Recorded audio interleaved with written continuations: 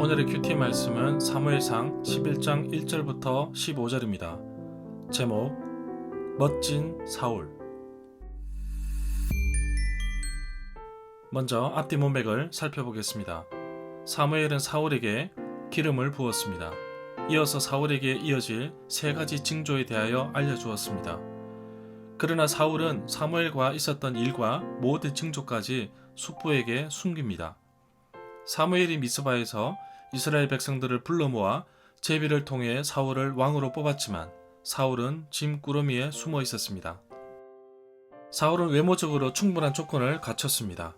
기름 부음을 받았고 제비로 왕으로 뽑혔으나 변한 것은 없었습니다.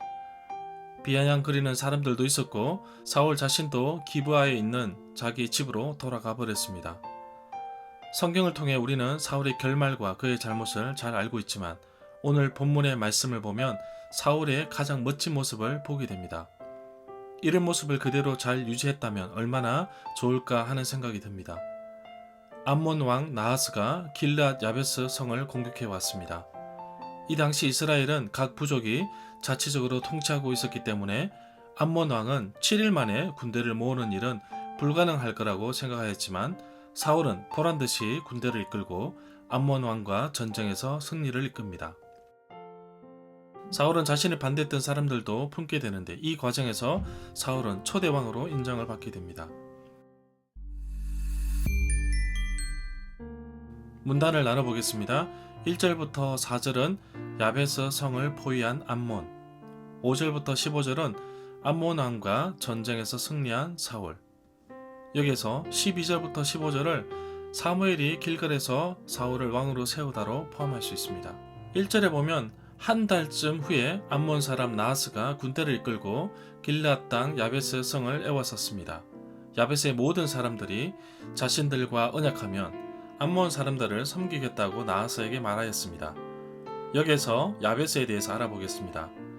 요단강 동쪽에 있는 마을 중에서 가장 북쪽에 있는 마을로서 갈릴리 호수에서 남쪽으로 약 32km 정도 떨어져 있습니다.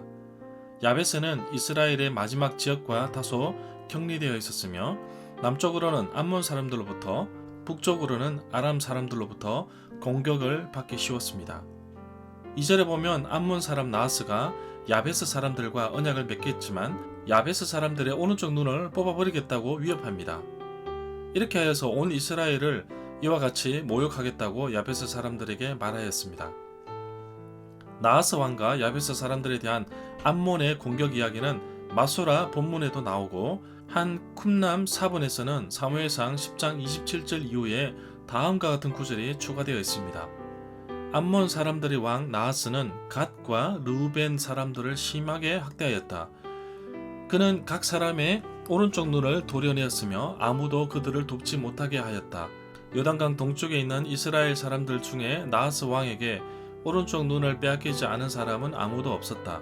그러나 7,000명의 사람들이 암몬 사람들로부터 피신하여 길르앗 영토에 있는 야베스로 도망쳤다 라는 구절이 나옵니다. 3절에서 야베스의 장로들이 나하스에게 7일 동안 시간을 주면 이스라엘 온 지역에 도움을 청해 보겠다고 말합니다. 만약에 자신들을 도울 자가 없으면 암몬 사람 나하스에게 나가겠다고 말하였습니다. 서쪽에서 블레셋 사람들이 이스라엘을 점점 압박해오자 암몬 사람들은 이 기회를 이용하여서 요단 동쪽의 이스라엘 지역을 자기들의 지배 아래 두려고 하였습니다. 4절부터 5절에 보면 야베스의 성에서 명령을 받은 전령들이 사울이 있는 기브아에게 왔습니다. 명령을 받고 심부름을 하는 전령들이 기브아에 있는 백성들에게 소식을 전하였습니다. 그러자 모든 백성들이 소리를 내어 울었습니다. 마침 사울이 밭에서 소를 몰고 오다가 백성들이 우는 소리를 들었습니다. 사울이 무슨 일로 우는지 물었습니다.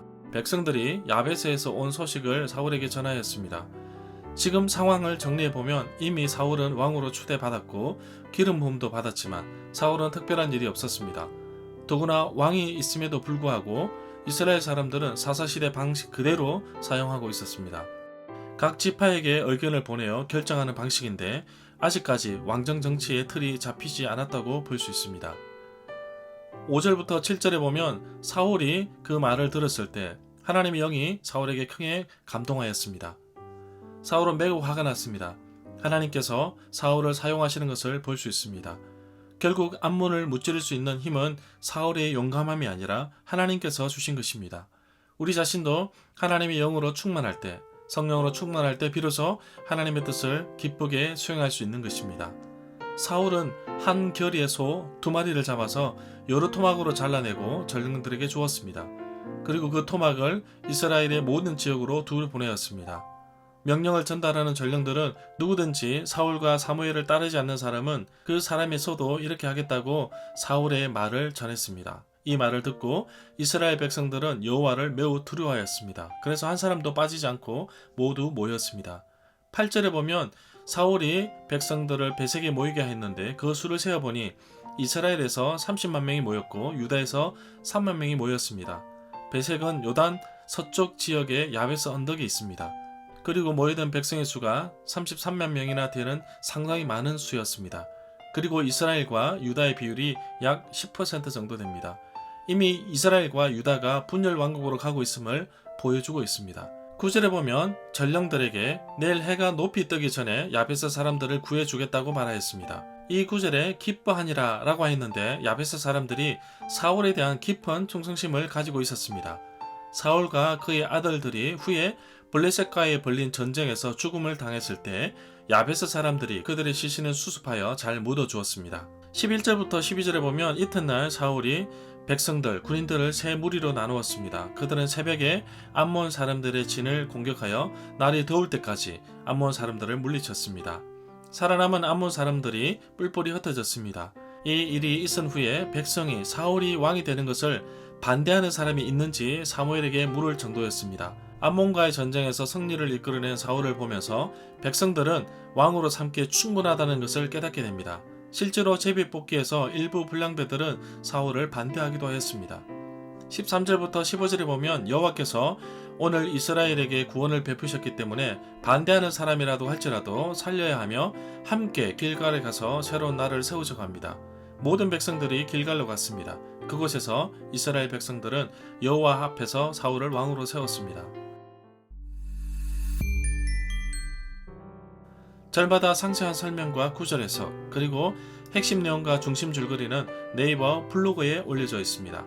내게 주시는 교훈입니다. 이스라엘 백성들이 비록 왕을 요구하였지만 하나님은 그의 자질에 맞게끔 사람을 주셨습니다. 그러나 그는 별다른 일이 없어서 밭을 갈고 있었습니다. 이렇게 왕으로 부름을 받았지만 때가 되지 않았기 때문에 기다려야 했습니다. 하나님은 하나님의 방법대로 우리를 이끄십니다. 그렇기 때문에 우리는 하나님의 때를 기다려야 합니다. 항상 내가 앞서지 않도록 늘 자신을 살펴보아야 합니다. 기도와 성령보다 앞서지 마십시오. 하나님이 내 편이 되어 달라고 기도하지 말고 내가 하나님 편에 먼저 서야 합니다. 야베스 사람들의 어렵고 힘든 부분을 사울은 함께 공유하기를 원했고 또 야베스 사람들을 도와주기를 원했습니다. 지도자는 달라야 합니다. 함께 울어주고 함께 힘을 주는 역할을 해야 합니다. 암몬에게 머리를 숙여 섬겨야 했던 야베스 사람들이었지만 하나님께 함께한 이스라엘은 결국 전쟁을 승리를 끌게 됩니다. 우리는 영적인 전쟁을 혼자서 싸운다고 생각하지만 영적인 전쟁은 내가 싸우는 것이 아니라 하나님이 대신 싸우는 것입니다. 바로 내 안에 있는 하나님과 하나님을 대적하는 세력들이 싸우는 것입니다. 그렇기 때문에 우리는 철저하게 하나님만 신뢰하고 의지하면 됩니다. 암몬 사람들처럼 세상에서 나를 유혹하고 무너뜨리려고 하는 것이 무엇인지 늘 살펴보아야 할 것입니다. 세상의 방식대로 살지 않도록 나를 말씀에 붙들어 매어야겠습니다. 오늘도 사울처럼 아픈 사람들, 위로받을 사람들이 있는지 사람들에게 희망의 격려를 하며 세워나가는 하루가 되기를 간절히 기도합니다.